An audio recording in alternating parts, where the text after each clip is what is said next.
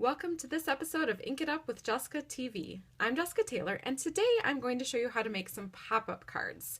So instead of focusing on the outside of the cards, today we're going to focus on the insides. So I'm going to show you how to make a pop-up card like this using the Balloon Pop Up Thinlits dies.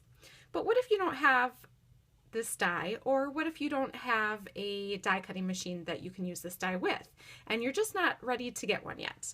Well, I'm going to show you how to make a pop-up that's similar, but doesn't require any special supplies. The only thing you're going to need to do is score your cardstock. So first I'm going to show you the Balloon Pop Up Thinlits and give you some tricks for using it and making this pop-up card. And then I'll show you the second kind of pop-up card. So let's go ahead and get started. This is the Balloon Pop-Up die set, and it coordinates with the Balloon Adventure stamp set from Stampin' Up. So this big die here is what we're going to be using to make the pop-up for the inside of our card. To make the insert, you're going to need a piece of cardstock to make your pop-up with, and I'm starting with a piece of Whisper White cardstock that is 5 inches by 7.5 inches long, and I'm going to score this at 3 3/4 inches. So basically you want this to be scored in half. And you always want to score before you use the Balloon Pop-Up Thinlit die. I'm going to use the magnetic platform to hold my die into place. So I'm going to put my paper onto the platform. You want the platform and then a clear cutting pad. And when you're using the clear cutting pad, it works best if you use a newer clear pad that's really flat so that the magnet can work. You don't want your pads to be really curved or bowed, then the magnetic part won't work.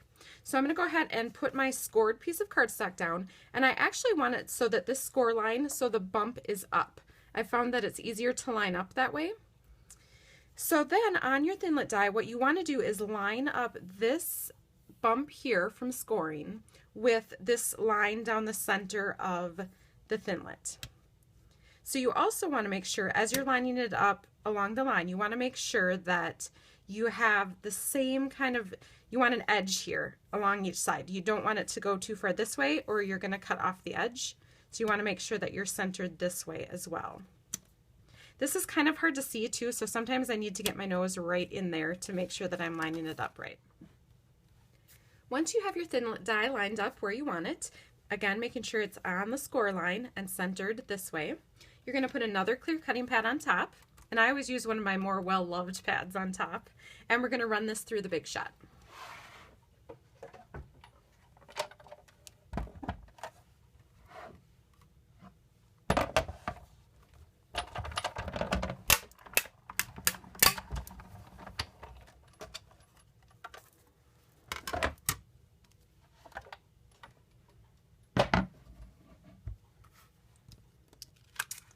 Now when we take this off, you're going to see that not only does this die cut, but it scores as well. If you have, you want to kind of push from this side. If you're having trouble popping it out, push from this side. And also I sometimes use, for getting the little itty bitty pieces out, I'll use the tip of my stylus to just kind of push on. You want to use the smaller tip and just kind of push some of those little circle areas, and that'll help it pop out better. Okay, so you're just going to pop out all these extra little pieces, and there is your pop-up. Let's go ahead and stamp on that. To make this easy, I'm just going to stamp with one color of ink, and I'm going to use the polka dot balloon from the Balloon Adventure stamp set. And because this is a clear stamp set, it's easier to line up. Usually when I'm trying to line things up, I put my head right over top so that I can see where I'm lining up, but if I do that, you're not going to be able to see what I'm doing. So I'm going to do my best here. And I'm getting ink all over. If that happens to you, I like to use the sponging technique and just take a sponge and then sponge all over so it looks like I meant to do that. Okay, then this piece here is perfect for this Let's Celebrate stamp. So we'll just stamp that down here. And then once you have it stamped the way you want it, then you're ready to tape it inside your card. Remember, you always want to cut, then stamp, then tape it in. So let me give you some tips for taping it inside of your card. So what you're going to need is a card base. This is 5.5 by 8.5 inches, scored at 4 1/4. So that's my card base, and then I have my insert. I like to use fast fuse. You want to use a little bit stronger, heavier adhesive so that this really stays stuck inside of your card.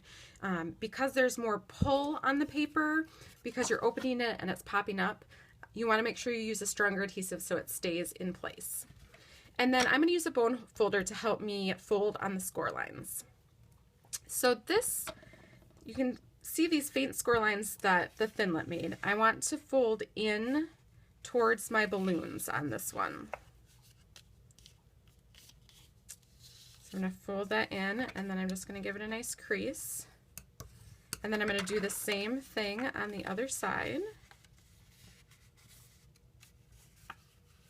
Really, you want to take your time and be gentle with this so that you can kind of coax it into place where you want it to be.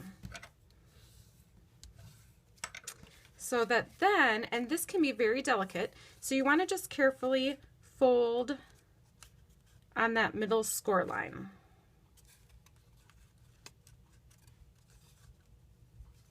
So that once you have the whole thing scored, it's going to fold up to fit inside of your card, so that when your card is finished, it actually folds flat so that you can mail it. Now this does make your card thicker, so you might need extra postage. Or this might be the kind of card that you just hand to someone. Okay, so now I have it scored. So this is how we're going to put it inside our card.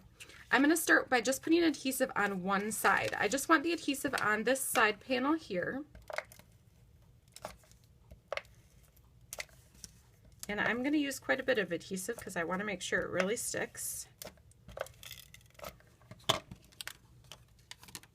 And then I position it so that it's about 3/4 of an inch from the edge of my card base. Okay, so you just want to, and then you want an equal border on top and on bottom. And I'm just going to put that into place. So next, I'm going to add adhesive on this side. And you can see mine did not fold up perfectly. That's totally okay. It's going to pop up nicely still.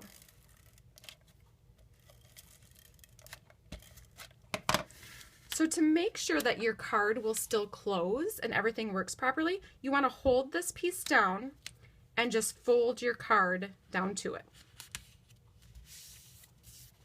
And there you have your pop-up inside. Another thing you can do to add a little extra interest is add either some designer series paper, just a little strip of it, or some washi tape down the sides of it. And that kind of not only helps hold it into place, but just adds a little more interest.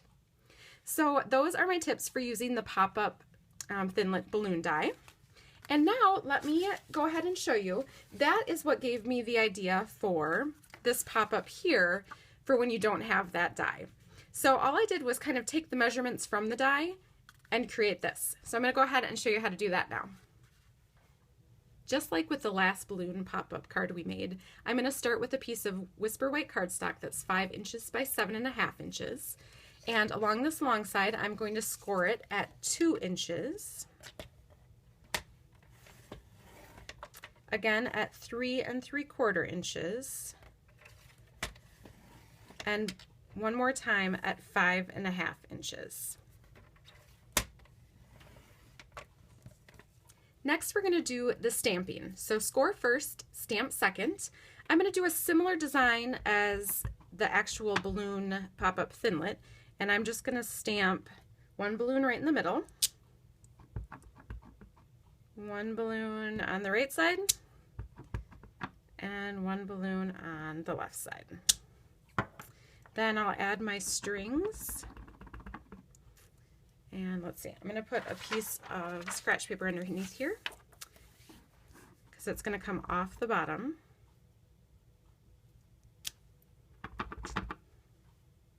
So on my original one, I had these meeting down at the bottom. I did not do a very good job there. And this one, I did not do a good job of getting them to meet up at the bottom. Again, everything is easier when you're not doing it on video. I'm going to fix that later with a marker, I think. So let's just go with that. And then if you actually had the meeting, you could stamp the bow at the bottom like they were actually tied. But for the sake of this video, I'm just going to go ahead and say my stamping is done and show you how to do the folding. So again, we're going to fold the sides in.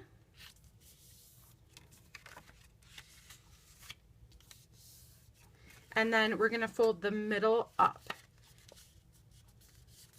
So here's what we end up with. And then let's tape this inside our card. Okay, so I went ahead and fixed my little ribbon with my Watermelon Wonder marker, and that's why I love how Stampin' Up! Has everything in coordinating colors, so I can fix things like that.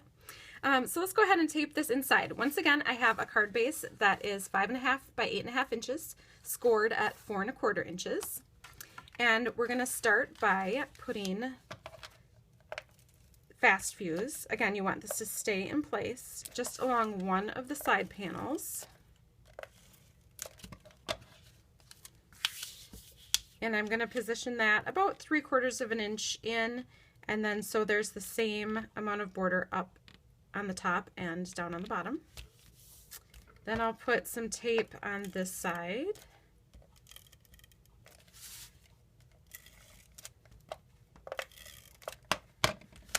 And we'll close the card to make sure that it all fits together nicely. And there you have a regular pop-up card.